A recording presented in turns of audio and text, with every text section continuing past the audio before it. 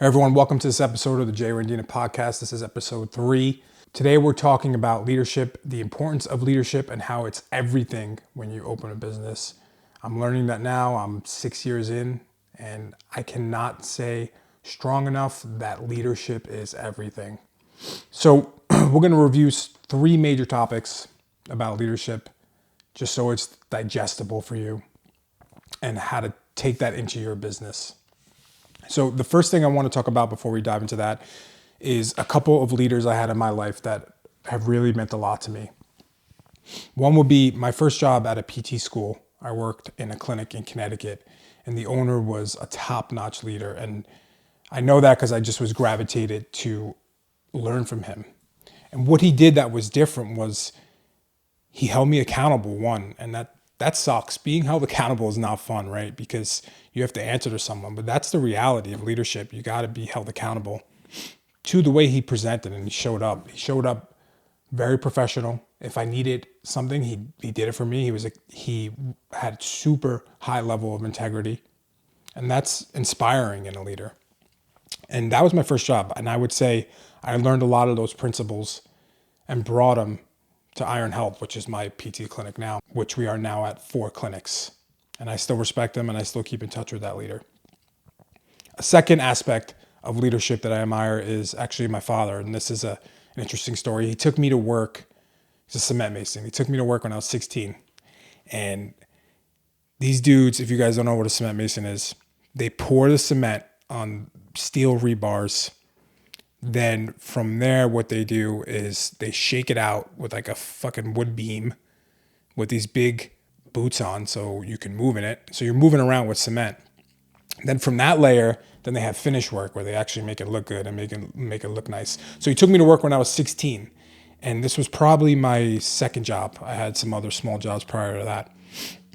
I remember being stuck in the fucking cement, literally. Well, one, I was like, I'm not doing this, Dad. This is not for me. I'm not becoming a cement mason. This shit is hard work. That was the first reality. But two, I remember one day he took me to work in the summer and I was sitting down and I think it was like 10, 11 o'clock. And he's like, Joe, come here. And he talks with like a deep voice, like, Joe, come here. That's how he talks. And he goes, do you see that guy over there? And I'm like, yeah. He's like, that's the boss. And you see, is he sitting down right now? And I'm like, no. He's like, why would you sit down if he's not sitting down? And just that lesson alone, I was like, damn, that's so true. Like if I know that the boss is there working his ass off, that's just going to force me to work my ass off because it just makes sense. Like, why wouldn't you? If your boss is working harder than you as a leader, you need to make sure you're leveling up to that. So that lesson alone has stuck with me since I was 16. And thank God I learned that early. Like I said, that's grueling work. Anyone out there who's in that work, God bless you, man. That's tough stuff.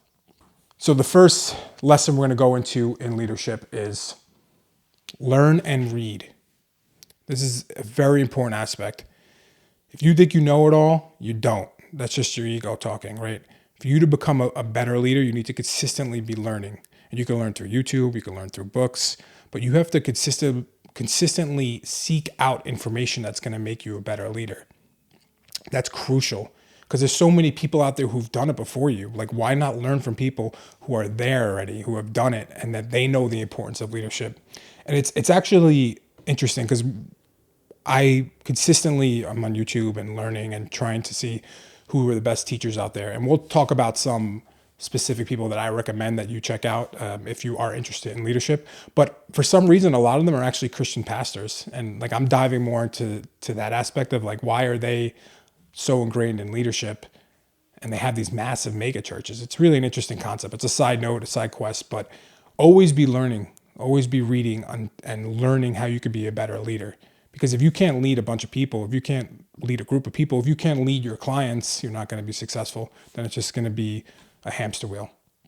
Step 2, leadership is not easy. It's actually very hard. Okay. So understand if you're going to be a leader, not everyone's going to like you. And it took me a while to really realize that you have to be able to present things in a manner that is efficient and respectful, but you have to also know that if you're going to lead, especially if you want to scale your business, that people will not like you and they must respect you though. And that's the reality. It sucks to say that, and sometimes it seems mean, but it's true, because your job as the leader is making sure you're putting the mission over the man. And I heard someone say this before, and it's really a true lesson there. If you have more than one person in your business or more than one client, you have to lead. You have to think about it from a perspective of you're leading all of them, not just one person. So your duty is to make decisions that's good for everyone, not just the one. And it's tough, man. You're going to have people who are going to give you resistance, and that's a part of what it takes to be a leader.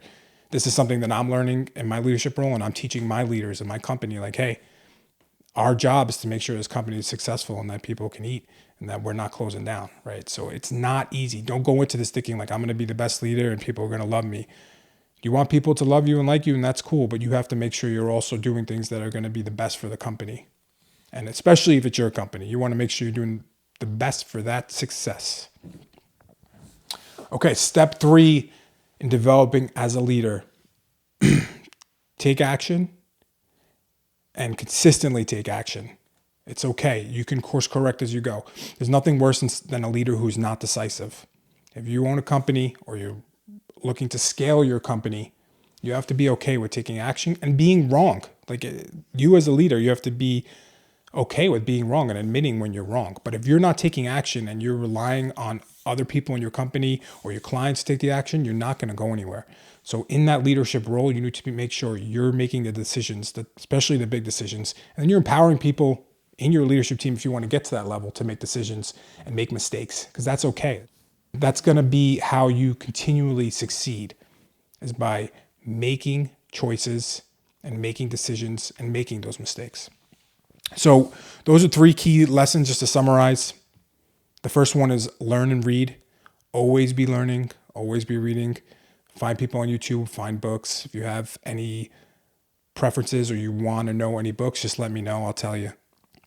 2, leadership is not easy. Don't go into this thinking it's going to be easy. I've had many people who've come into leadership and they're like, shit, what the hell did I sign up for? It's like, yeah, you want to be a leader. This is what it takes. 3, take action. Course correct as you go. If you make a mistake, you'll be able to survive. So if you do want to look up some YouTube videos, some people I recommend, Dave Ramsey's leadership training is fantastic. I'm not a big fan of his other stuff, but he is great with teaching leadership. Greg Groeschel, he's actually a pastor of like one of the biggest churches in the United States, but his leadership principles are amazing. And then I would even say John Maxwell, he's been around forever. These are a couple people to learn from, and there's a ton of books as well. So if you want any of that information, just let me know. Give me a DM, send me an email, and I'll be gladly to get on a call or email you back some information. All right, guys, thank you for watching. Appreciate it. Go out and lead.